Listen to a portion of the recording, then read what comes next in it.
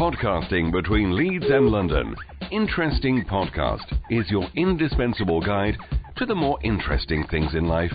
Your hosts are about to take you on a journey through all that they find interesting, curious, helpful, and downright bizarre. And now, here are your hosts, Matt and Rick.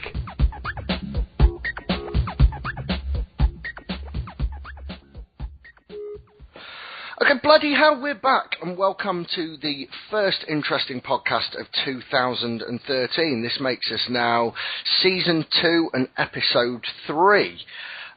Today we've got a great guest coming up. We've got Daniel Colbert, who is an author, a videographer, documentary maker, and a recent participant in Derren Brown show, Fear and Faith. So all exciting stuff coming up. Welcome to the show, Dan. Hey, Rick, how's it going? Yeah, it's going great. It's going great. We've got loads of questions to ask you, so we'll get on with that in a minute. But Matt, the end of the world.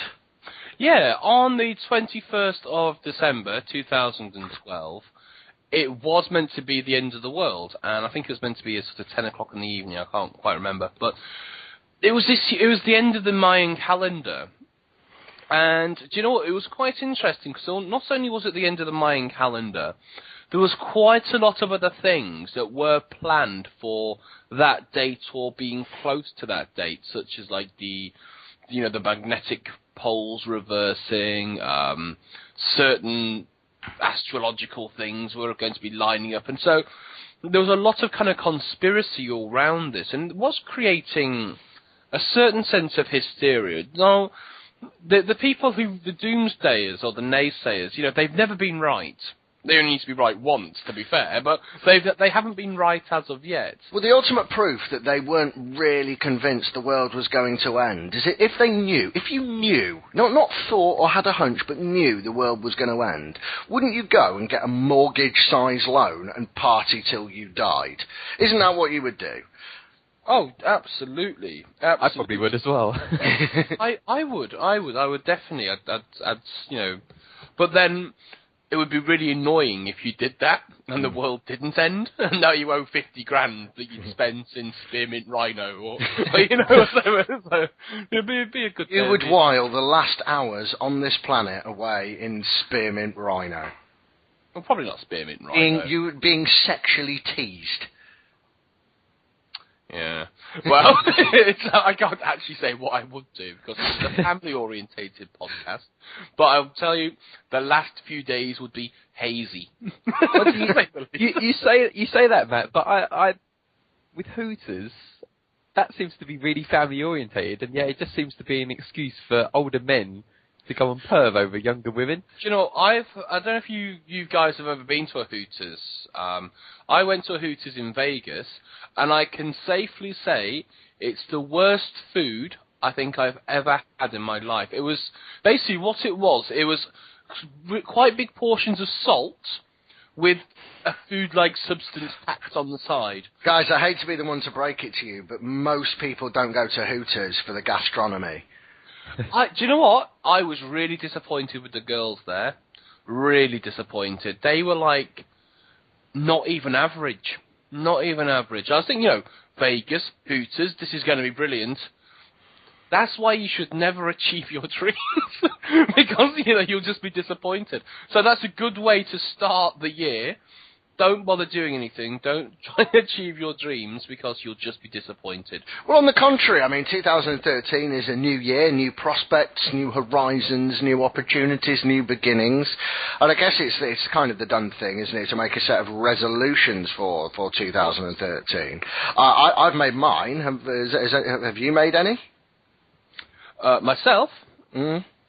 Do you know what? Yes, I do. I've got sort of different ones in regards to business and social and also health-wise, because I'm turning 32 this year, so I'm getting old, basically.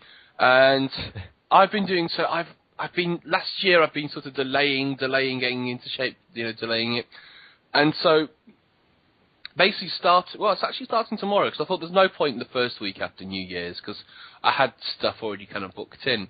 But I am going to make a huge effort to actually get myself into somewhat decent shape. I've always wanted to go surfing for some bizarre reason. Surfing and snow. Oh, surfing's great. I haven't quite done surfing. I've done windsurfing. But that was an experience. Windsurfing a fair few years ago, but no, I'd like to do something like that. It's just, with London, we don't have that many beaches. We have one down at the Thames, but I wouldn't surf on it. And so, no, I've actually got. In fact, what really kind of spurred me on as well, we had a great talk at Interesting Talks by a guy called Rick Miller at the end of the year, all about nutrition and dietetics, dieting essentially. I wasn't able to make that talk, but I have listened to the podcast, and genuinely, it was really interesting. It's great, isn't it? It's really interesting, yeah. Some of the stuff he goes through, I really liked all the questions that were fired at him about kind of nutrients. The guy knows his onions, doesn't he? He knows his stuff. Yeah. He's very, very, very knowledgeable, and I've kind of spoken to him, and I think that really what kind of came through from there is that there's no real path back to anything. I do like this whole 80-20 principle. You should be good 80% of the time. And I think that's where most kind of diets and stuff fail, is because you try and do something 100%. Well, I will come back to what I'm doing, because I'm doing something for January which is kind of based around this. But in the past, where my weight has got a little bit heavier than I'd like, the way I've managed to deal with it, just in the short term, and don't get me wrong, I believe that the word diet should never be preceded by the words "a" or "the." It's just diet. You are never on a diet. But every now and then I do have to lose a little bit of weight, because basically I'm a bit of a bloater and like to eat food in excess. And if I go through a diet where I eat just low GI carbohydrates rather than refined sugars and anything basically that's white in form, that does help. But what you can do is on one day a week just eat whatever you want in whatever quantities you want. And I think that it's really important to get that balance, because we can't spend our lives dieting. No. Now, Matt, here's a question for you before we come on to Dan's kind of 30-day challenge, which I think is fascinating. I'd love to know how that went. But you said your resolution is to kind of do something health and fitnessy. Specifically, what are you going to do? Well, okay, I was going to on Facebook. I launched this thing that I was going to do 100 days of gym or 100 days of fitness, and I had like massive feedback from people. Not like from friends and and me, including me and yourself, yeah. And you know what? Also, some professionals like personal trainers, dietitians, nutritionists got in contact as well, and basically advised me against what I wanted to do, which I found sort of quite interesting. And so basically, they said, we understand that you want to get into shape and stuff, but this. Doing it in a crash kind of sense is not the way to do it. So I've been thinking a lot about this, about how to approach it. And the way that I'm going to do it is I'm going to start really taking care of my diet, going to the gym, having this whole 80-20 principle, cutting down on a lot of drinking, because I'm very good at drinking, so I need to really cut that down a lot, and really focusing on my sleep more than anything, so getting to bed before midnight several days, because I usually go to bed about sort of 3 or 4 in the morning, which isn't great. I don't know if you've ever read it, but Tim Ferriss's 4-Hour Body. Do you know what? I'm actually going to go see Tim Ferriss in a week's time. Where's that? He's doing a talk at a thing called Alternatives, which is, the venue that I hold interesting talks at, the St. James's Church. Yeah, it's there. And it's sold out straight away, but the organizer told me about it, and I've got some tickets from her. So, that's excellent. I mean, his latest book, 4-Hour Chef, is really interesting, because it's kind of a metaphor for learning stuff dead quickly, and it's a system for learning stuff. But 4-Hour Body is definitely worth a read. And I've got it. Have you read it? Yeah.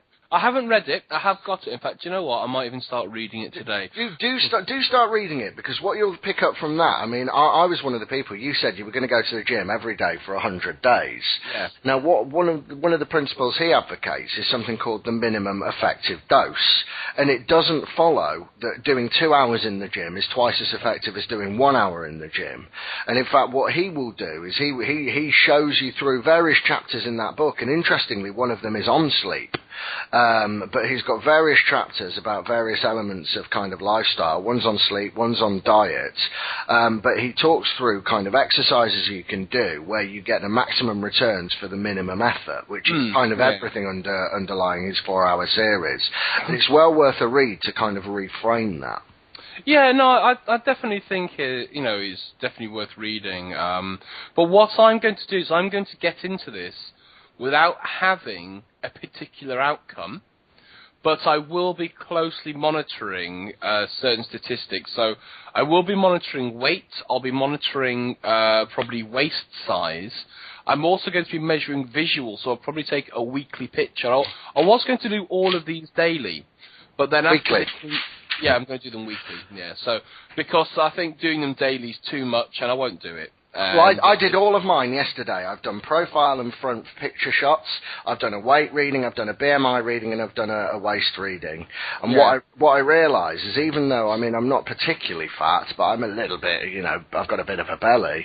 But what I realise is, by the British Heart Foundation consider my health to be at risk because of the size of my waist. But anyway, Dan, we've brought you on, and this is something you know a fair bit about.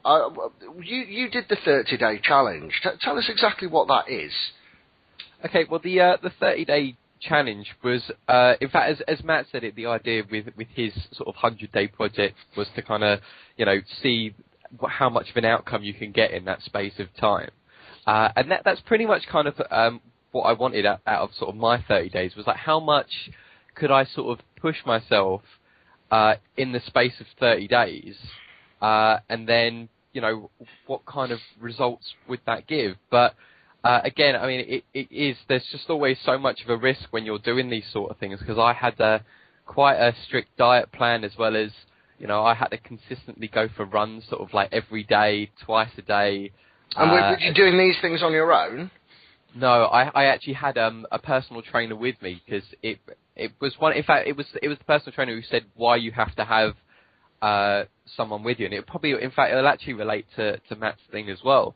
When it comes to exercising and stuff, if you go straight into doing the high intense fitness, the body can't quite cope with it. You actually have to kind of take like baby steps and build up like a momentum of like your physical fitness. You've got to get your body prepared to go into the gym, basically, don't you?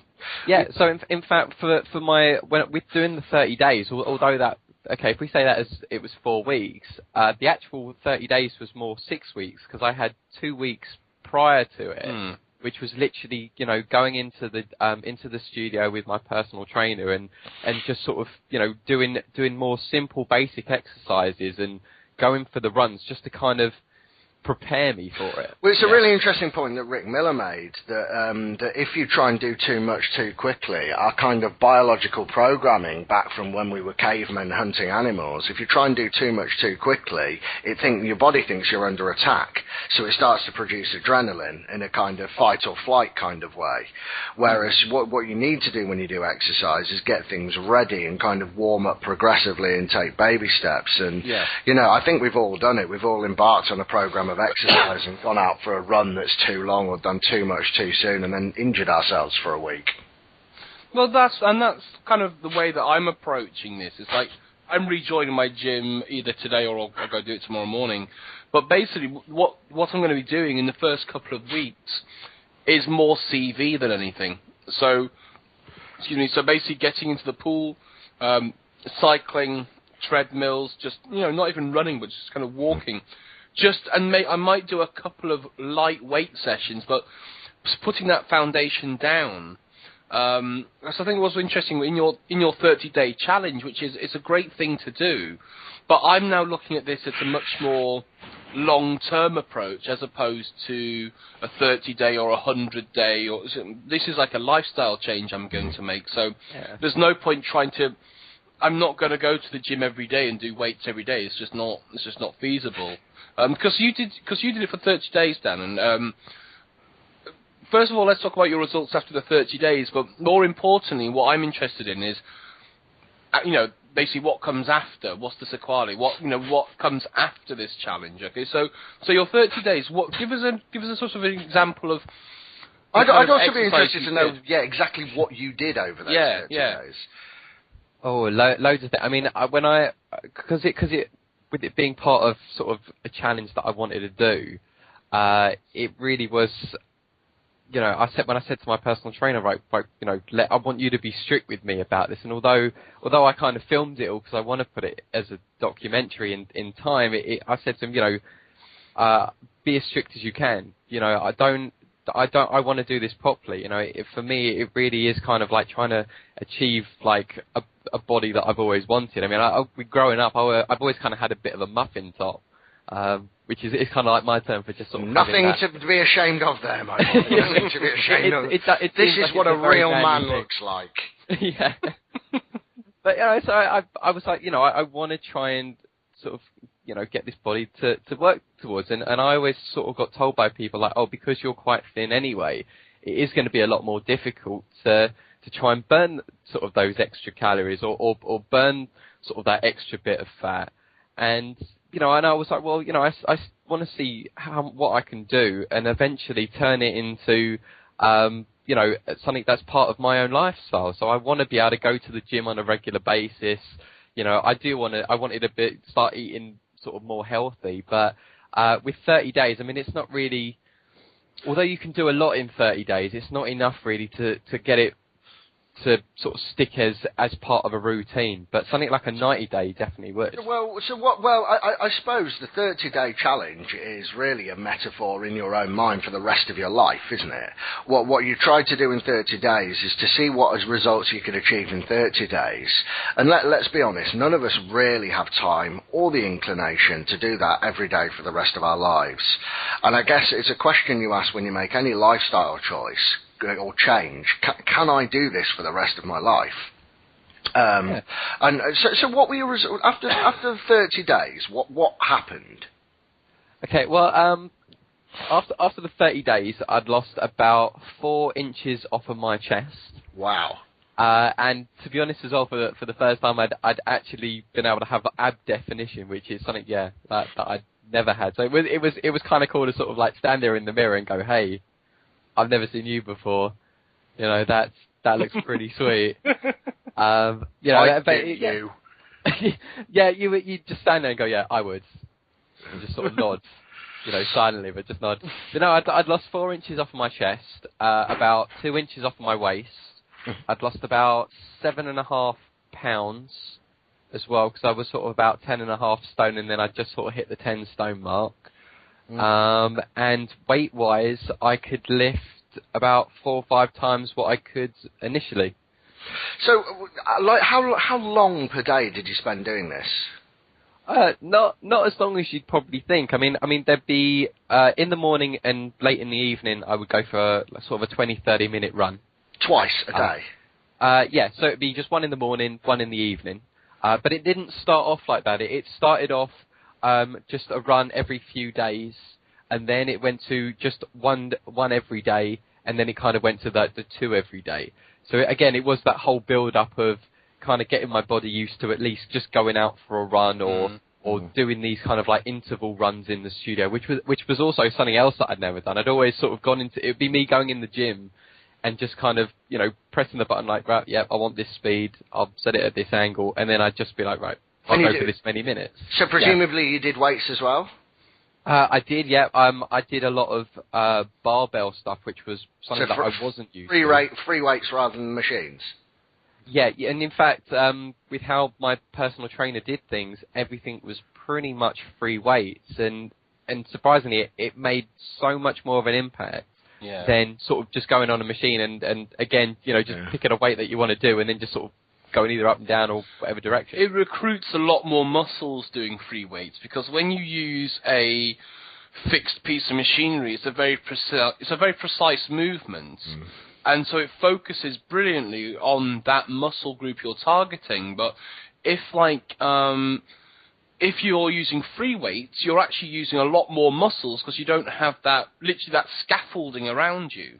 And so you do get a much better workout when using free weights. Yeah, and I was seeing the results a lot quicker than what I had in Well, I've been going to the gym for years, sort of on and off anyway, and even when uni was on, you know, it would be kind of like every now and again. But with how intense, you know, it is when you're using weights that are a lot higher than what you're used to, but then you've got someone there motivating you, saying like, you know, I want one more out of this, you know, you can do it and stuff. Then, yeah, afterwards you see this massive impact, and I'll be watching it in sort of the big mirror that they had in the studio as I'm lifting these weights, and then you're just watching all your muscles like just suddenly bulging out, and you're like, wow, you know, that actually feels like I'm doing something rather than just going in the gym and spending all this money and not actually getting anything out of it.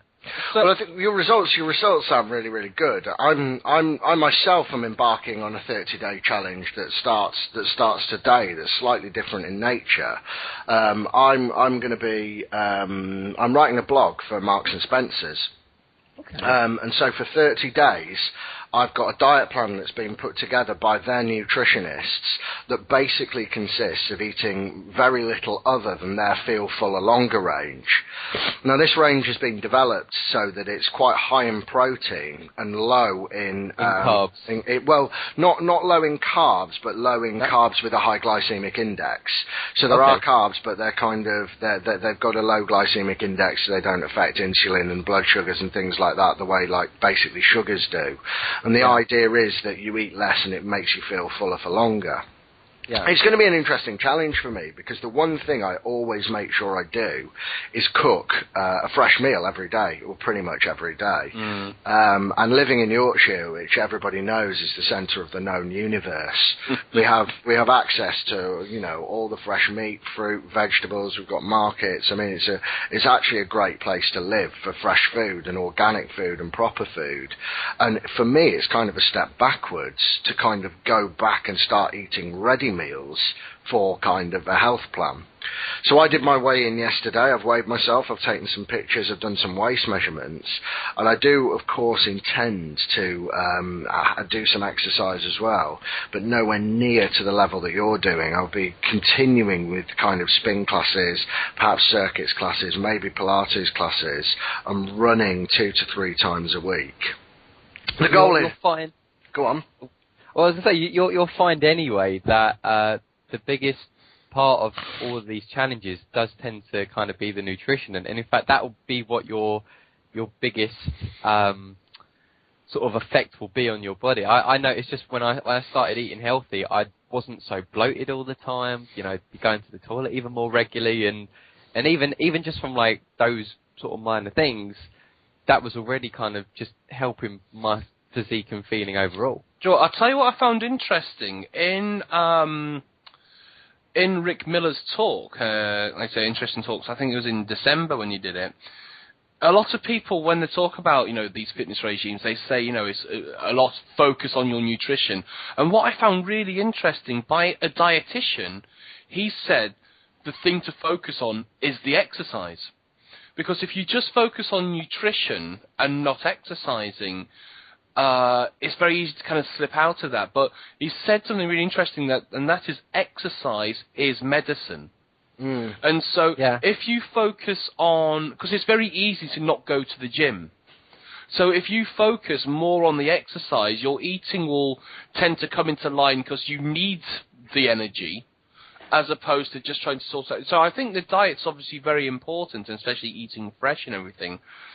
But if you focus on doing as much exercise as possible, whether that be, you know, he said that a really good way to do is that in London, it's a walking city. So you don't even need a gym if you live in somewhere like London. If you're constantly walking, you don't need to have large muscles because you don't need them really, you know, to get up and down an escalator and stuff. But it's if you focus more on the physical side, the nutritional side will come into alignment more naturally, as opposed to just focusing.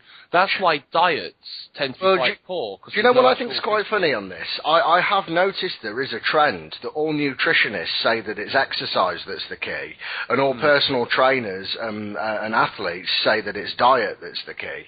And I think there is this kind of, you know, looking the other way. But through personal experience, and through me, but just, every now and then monitoring weight, I would say I could do as much exercise. I used to go to the gym sometimes twice a day, up to 4 or 5 times a week. And the thing that actually for me shifts weight is diet. The exercise makes you feel better. It's great for well-being and it's great for energy. But the thing about weight and well-being is diet. I'm convinced that I can't change body shape or shift weight without looking at diet seriously.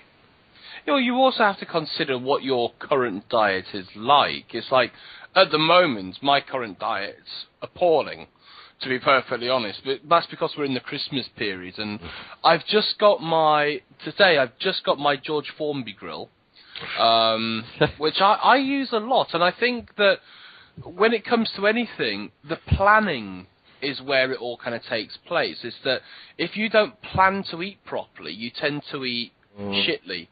And to be honest, Matt, those grills are a gimmick. They're a gimmick. There's nothing that thing can do that a frying pan and/or a grill can't do. And I agree. Worse than that, they don't even heat up hot enough to be able to properly griddle your food. It's actually they're actually really frustrating to cook on because they don't cook things through quickly enough. Do you know what? Where I live now, I don't have a grill. And I do use a lot of dry frying and stuff like that. But for me, it works. I like using the George Foreman. I like using it, and so for me, it's something that works. And when I was in Manchester, just before I moved to London, maybe like about 6 months to a year before I moved here, I got myself into probably the best shape of my life. I was cycling every day. I was going to the gym every day, and I was eating properly, because in London it's hard to eat at home a lot of the time because you're always on the move, you're always grabbing stuff. So now I'm taking a much stronger emphasis on planning meals, eating properly, and the actual timings around it, rather than, it's like I think what Rick said, you've got to train your body to be hungry at certain times. Yeah, it's just all about having a fixed routine and knowing that although there's kind of that temptation around you, if you were saying you're out and about in London and you just and you see a restaurant, you're like, oh, let's pop in there. It's just all about kind of training yourself to be like, no, you've got to eat something particular and making sure that it's going to be good for you.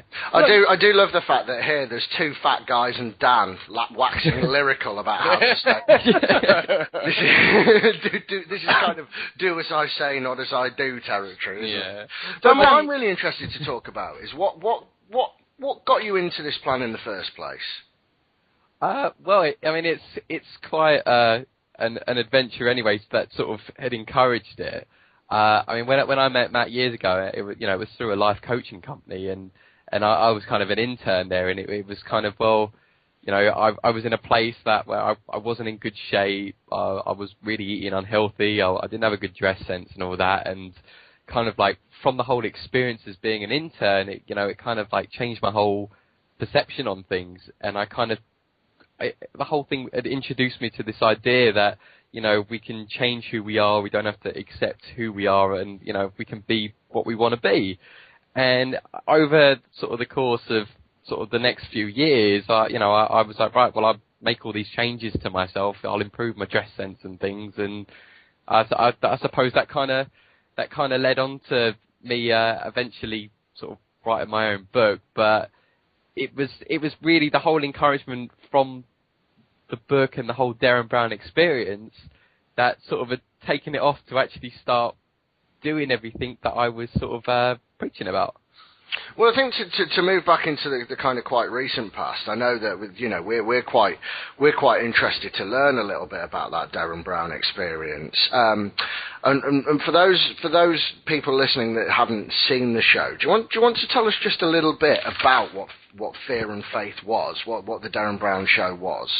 Yeah, so right. Well, it was a 2-part episode, all to do with the idea of a placebo. And the first episode, which was the one that I was in, was we were given a placebo, or all of us, or we were given a pill, and we were told that it would remove our fears and phobias. And then, yeah, it turned out that it actually was just a placebo anyway, but it was kind of the journey that we all went on to this kind of like understanding point of the pill that kind of just changed all of us. So what was your fear and phobia? Oh, I gave them a massive Height. list of... yeah, the one that was chosen was heights, but I mean, I gave them like a massive list of things that I was sort of scared of, and then the fears one was the one that was shown in the episode. So if you gave them a list, this wasn't then kind of a real life affecting, can't go out because of it, fear and phobia. It's one of a few things that you don't like very much. Is that fair to say? Yeah, definitely. I mean, like besides actually sort of saying that I had this fear of heights, because I love extreme sports, but I've always sort of had that fear of going in places where you kind of get that whole vertigo feeling, or in fact I've actually got a fear of going on roller coasters.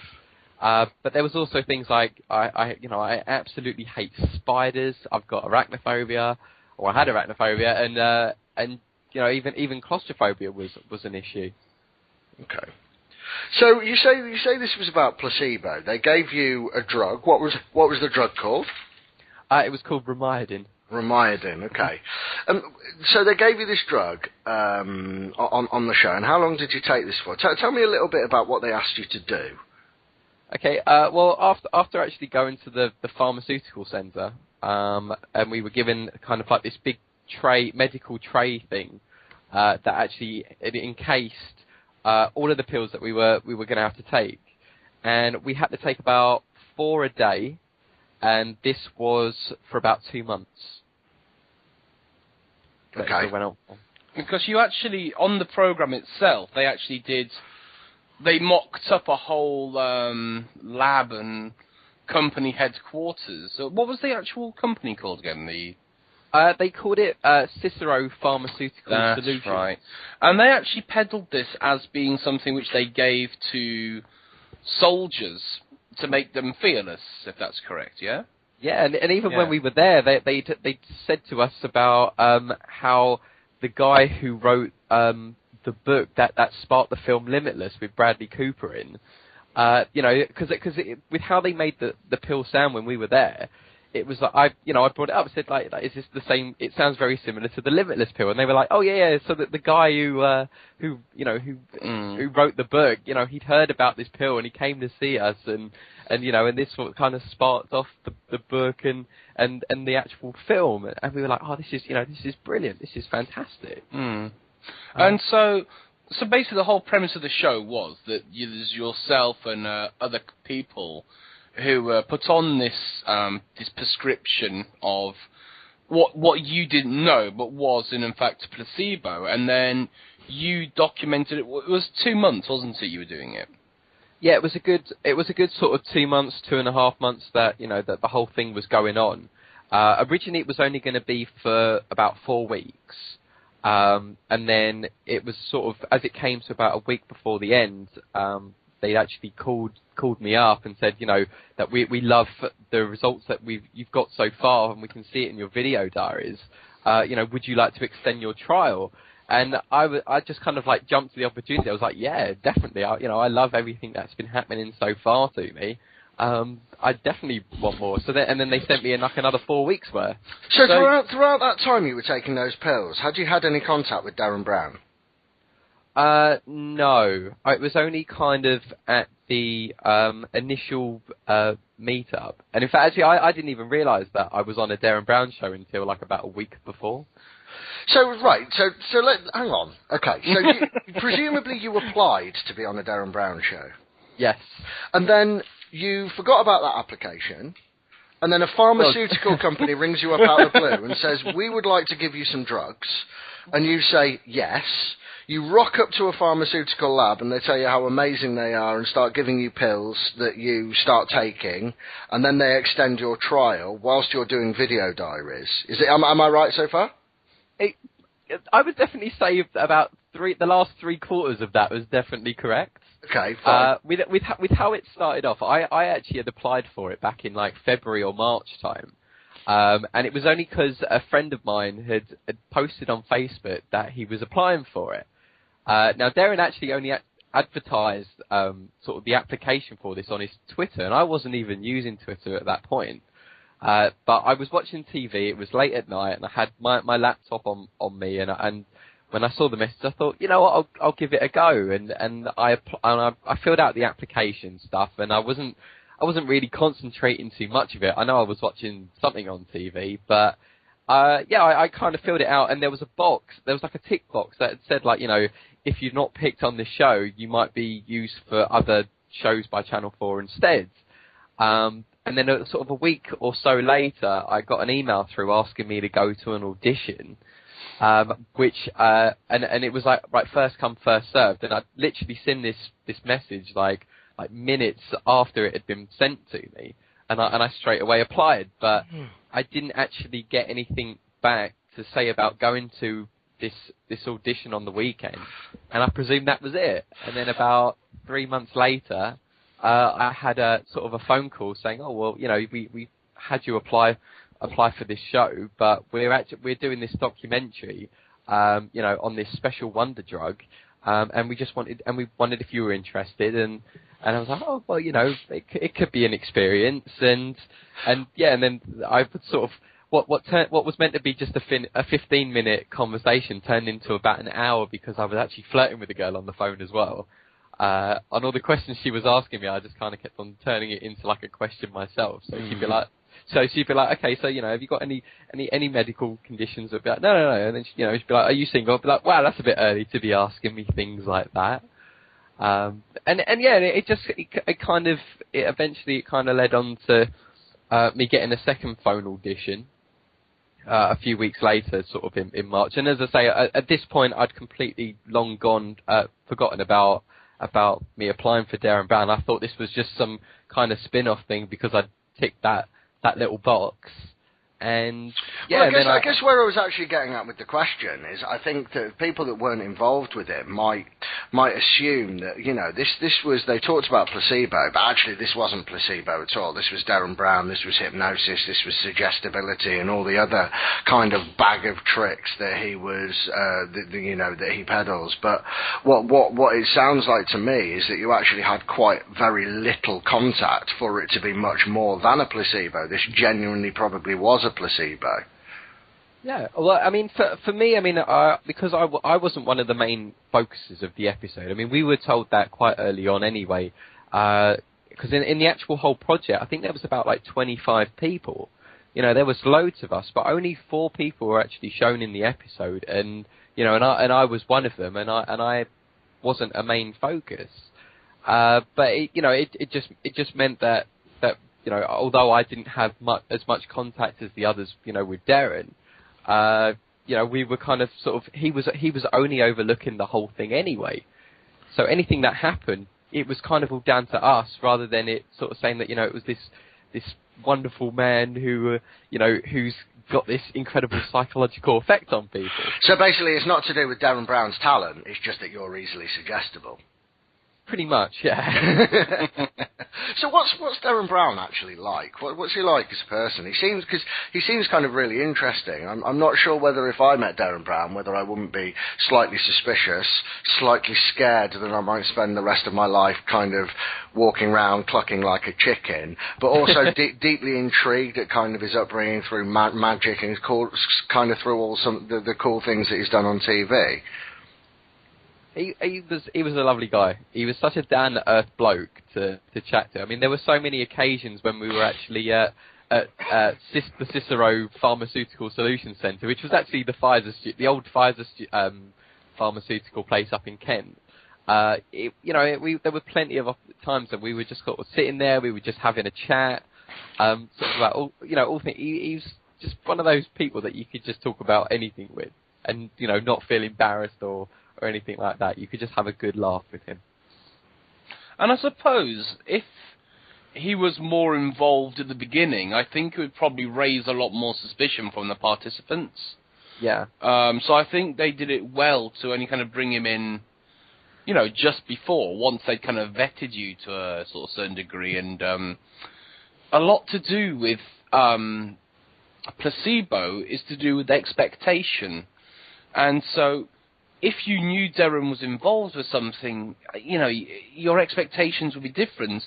If it was done much more scientifically, like it was, you'd have a completely different perspective on the whole process, and therefore the placebo is much more likely to have a greater effect if you think it's a scientific trial as opposed to something Derren Brown's doing. So obviously Derren Brown, you know, is to do with the mind. And that was the anagram of was it? Reminding? Well, no, this is it. When I was watching the show, very very quickly, like within the first 10-15 seconds, I spotted that Ramiadin is an anagram of your mind, and what I actually found it quite difficult to believe that and they talked about the groups at the beginning because there were different groups, weren't there? And so it was sold like there must have been kind of like a good few people there, and I really struggled to believe that not a single person spotted that Ramiadin, certainly being traipsed around a factory with Derren Brown, nobody spotted that Ramiadin is an anagram of your mind. Well, something that I loved was that the part of the intelligence group, when they were taking the pills and they were told that, you know, it would make them smarter, you know, it would just increase their overall intelligence. After a few hours, they actually all sat down, you know, in their own time, and they actually had worked out that it was an anagram. So it was quite ironic that the people who took the intelligence version of the pill actually sussed that it was a placebo. Mm. See, because Dan was telling me bits about it, because obviously Dan does all the filming for Interesting Talk, so I see Dan quite regularly. And when he was telling me about it, I was thinking to myself, this doesn't sound like a clinical trial, because I know a little bit about clinical trials and how medicines... We've all read Bad Science. Yeah, we've read Bad Science, and we know a little bit, especially to do with, like, SSRIs, because that's what it sounded like. It sounded like, basically like an antidepressant. That's what it sounded like it was going to do. But I was thinking, they wouldn't test it like this, so I thought... straight away it must be a placebo right from the beginning. But let me ask you, when you were doing it, I know they told you it was placebo. Did you think it was a placebo before they told you it was? In my first week of doing the video diary entries, I was very skeptical about it being. I kept on saying in a lot of the videos, like, oh, you know, it's Derren Brown, it's got to be a placebo, you know, or there's got to be some kind of twist here. And then it was kind of like after a week, I'd come home late from work, I hadn't had dinner, and then I took the pill, and I was in my kitchen, and just a few minutes later, suddenly it just felt like the room got brighter, and I could hear sounds from all over the house and stuff, and then from that moment, I'd actually just convinced myself, like, yeah, it was real. You got one out of the wrong box, week. didn't you? You got one out of that little special box. That might have been it. I might have picked up someone else. Yeah. So, yeah, because that's interesting, because basically what... a psychological explanation of what was happening there is basically called anchoring. It's because when they first gave you the pill, you know, as I watched on the program, they told you certain things that were going to happen. When you take this, you may experience this sound, this brightness, this... So basically what this sets up is basically a bind in hypnotic sense. When you do this, X will happen, or if you do X, Y will result. And so what happens, if when you do that, and it actually happens, when you then do it again, it brings back that certain memory, it brings back that certain experience. Very much like if you smell something, it takes you back to a memory. If you hear a certain piece of music, it takes... You know what I mean? So when you then take that pill again, it kind of reinforces... you relive the original memory, which actually makes it, therefore, stronger. And so you believe...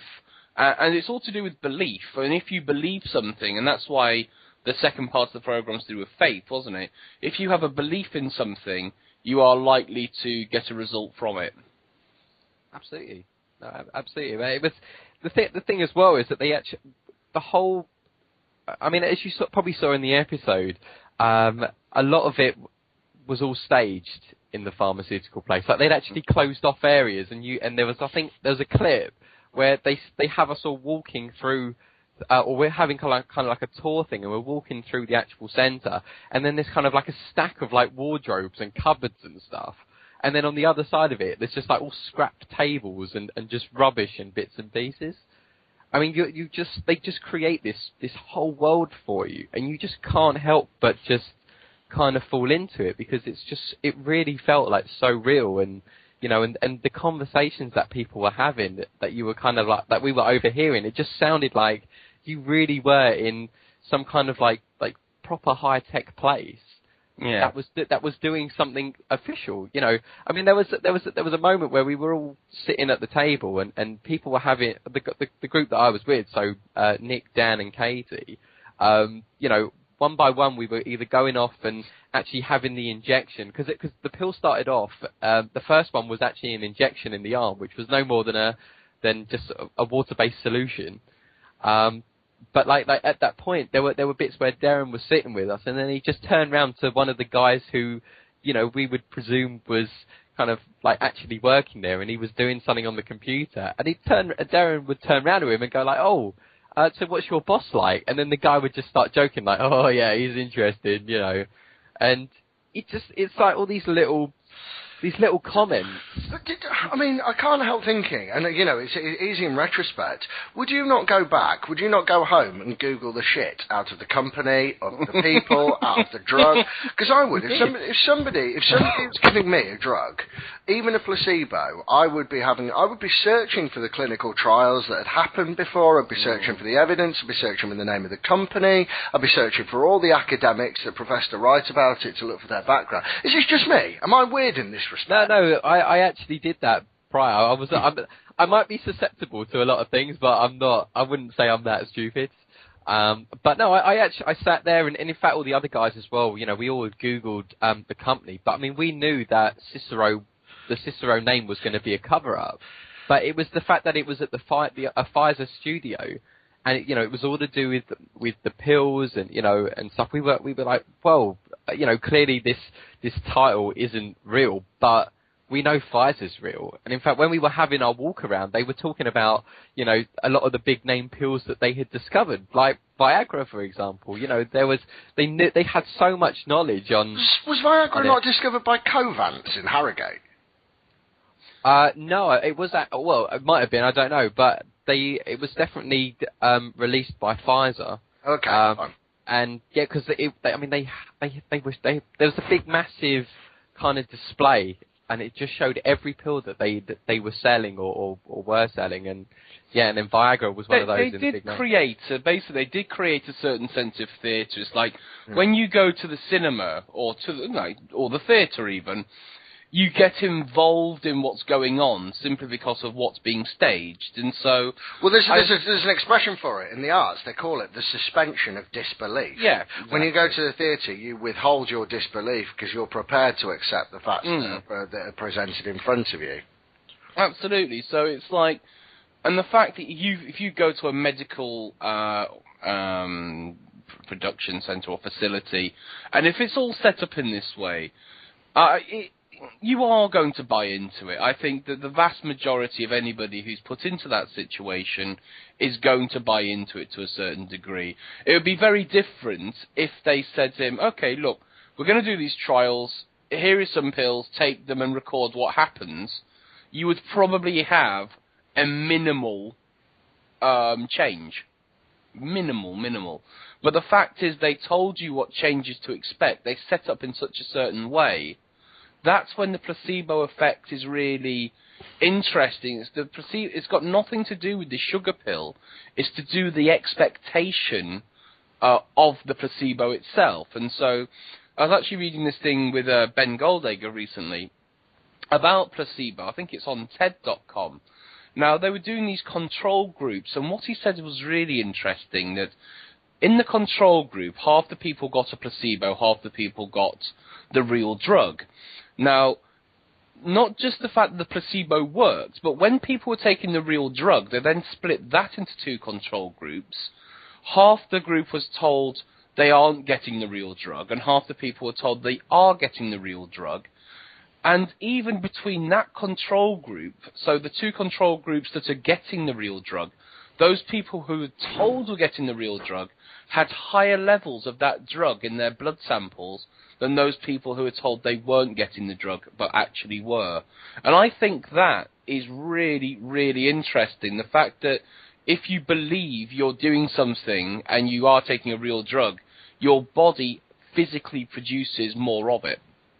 And I forget which book it is actually, but one of Derren Brown's books, he actually talks through this one of these drugs trials, I think, and talks through kind of just the maths behind it. It's definitely interesting. One last question for you, Dan, before we end. Do you have Derren Brown's mobile number, and are you able to get him on Interesting Podcast? Well, I've got him on Twitter, and you know, it's quite easy to sort of chat to on there, so I'm sure you'd be able to ask through that. I think that would be our goal, wouldn't it? Get Derren Brown on the show to talk to us. So I have one last sort of question from this. Now, I know that your 30-day challenge came as a result of this, but as a result of doing this this trial and the whole series, the whole program, what have you personally taken away from it? And going forward, because I know that you've kept a lot of video diaries, what are your plans now as a result of doing this program? Good question.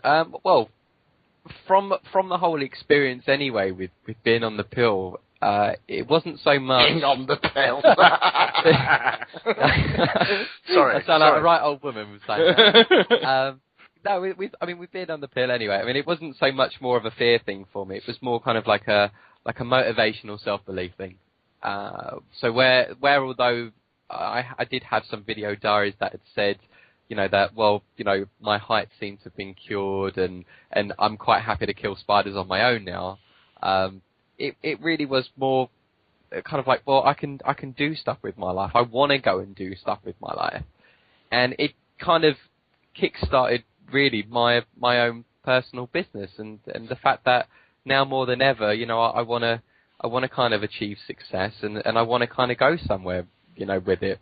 And yeah, and then with sort of writing sort of my book a while back anyway, that really was just all about improving, you know, one's lifestyle. It was kind of like, well, you know, I want to prove everything. I want to kind of, you know, get my life back to where it was, you know, with how stressful uni was. I lost a lot of my routines again.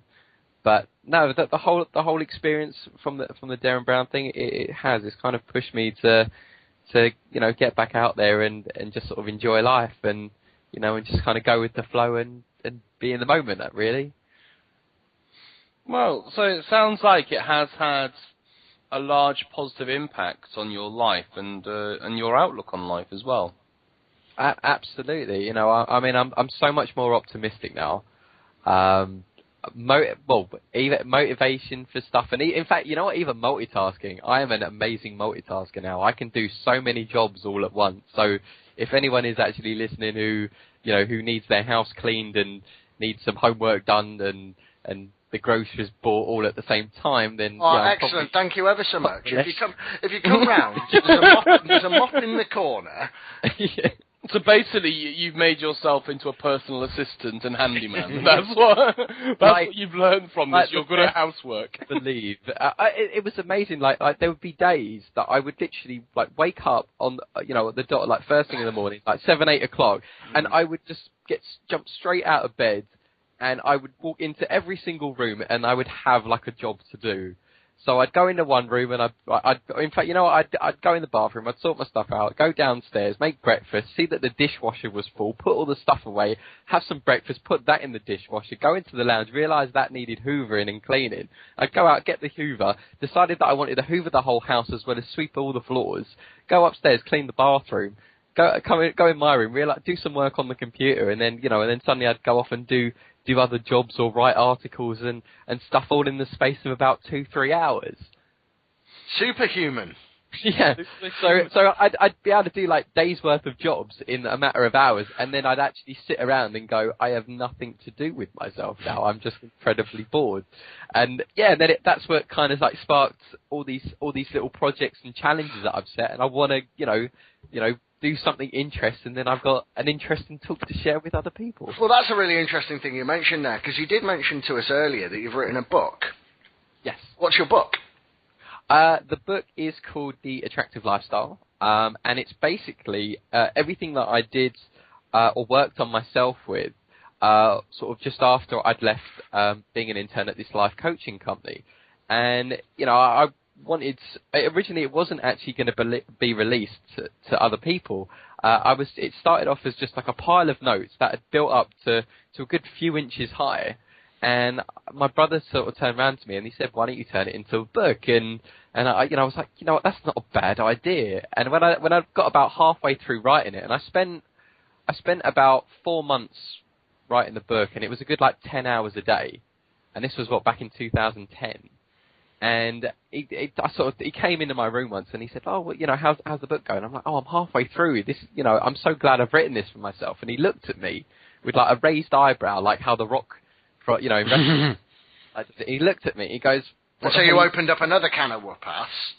Yeah, and he sort of said, "What do you mean you've written it for yourself? Why don't you write it for other people?" And then I kind of like sat there and pondered. And I was like, that's actually not a bad idea, and it was kind of just sort of rewording it. So instead of it kind of being like, oh, you need to do this, you do that, or actually no, it was more like, instead of me going like, oh, I did this and I did that, it was kind of about, you know, if you do this kind of thing in a very, you know, and just take baby steps through these little things, then overall you can have like the most wonderful sort of life. So it was, you know, and I covered everything on myself, where it was either my experiences with Matt and then sort of changing my mindset on things, or you know, or seeing a personal trainer and improving my overall eating habits, or exercising, you know, or just even like improving my dress sense, or even dating and things like that. You know, I took all these big jumps that a lot of people were scared of, and I wrote it all down, and I put all my experiences in the book. But with how uni was sort of at that time, I was worried I was going to lose all my routine and stuff. And sadly, I actually did, because uni got incredibly stressful, and there was a lot of things going on anyway. But it just meant that I kind of was almost back at like a square one sort of thing. And the idea now, and because of the whole Derren Brown experience, I want to kind of get myself back up to where I was and even higher. But kind of prove that, you know, that I can do everything along the way. So might there be a sequel? Oh, there'll be loads. So in fact, I'm this year to kind of stick with the whole fear and faith thing. I'm actually going to be going bungee jumping with the people from the episode. We all bought tickets, so that's going to be arranged. I am going to be doing a 90-day fitness challenge this year. So that's actually going to be with sort of a fantastic personal trainer. It'll be a different one this time round, but that'll be with a personal trainer as well. And then I've got loads of other things from either the dating to dress sense and style, and having like a better mindset on life. And again, you know, it's just, I don't want to be one of those people that in like self-development that just says, oh, you know, buy my item, you know, it works, and then people spend all this money and you know, and it doesn't do anything for them. You know, I'm all about proving what you preach, and you know, and from doing the whole Derren Brown thing, that, you know, that's exactly what I want to do. I want to use myself as a human guinea pig, and just show how much fun you can have, you know, if you really want to. So shameless plugging now, Dan. Where can you get the book? And you also have a website as well, don't you? Yes, that's correct. So you can get the book on Kindle. It's on the Amazon market. And yeah, if you just type in either my name, or if you just, you know, type The Attractive Lifestyle, it will come up. As well as you can buy it on a PDF on Lulu. Otherwise, my website is www.attractive-lifestyle.co.uk. You know, if people want me to film them, or if they want to do some of the challenges with me. Good work. Thanks for coming and telling us your story. It's all very interesting. Yeah, no problem. And we'll make sure we'll get all those links into the show notes for it as well. So if people want to get in contact with you, they certainly can do so. So thank you very much, Dan, and I will speak to you soon. Lovely. Take care, guys. Yes, thanks.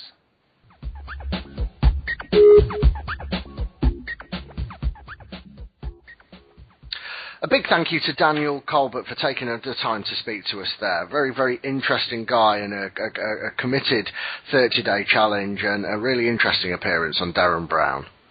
Yeah, no, it was good. It was interesting, and hopefully Dan's going to come and do a talk for us at Interesting Talks in the future. And speaking of interesting talks, please check out interestingtalks.co.uk. If you don't know what that is, it's a seminar series that I run in central London.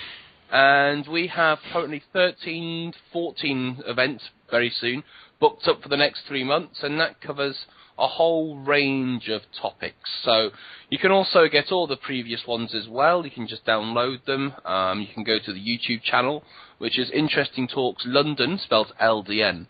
Now they're all really, really interesting. But in light of what we spoke about today, I can particularly recommend the Rick Miller talk. Yeah, that's the most recent one that I listened to. But in truth, they're all interesting. They're called Interesting Talks for a reason. They are called Interesting Talks for a reason. So, like I say, you can download them all. If you're not able to get to London, you can download them, listen to them online. I'm also going to make them all as a podcast like this as well. But to get, you can also contact me and Rick. I'm Matt at interestingpodcast.com, and Rick is obviously Rick at interestingpodcast.com. You can get us on iTunes. Just search for Interesting Podcast.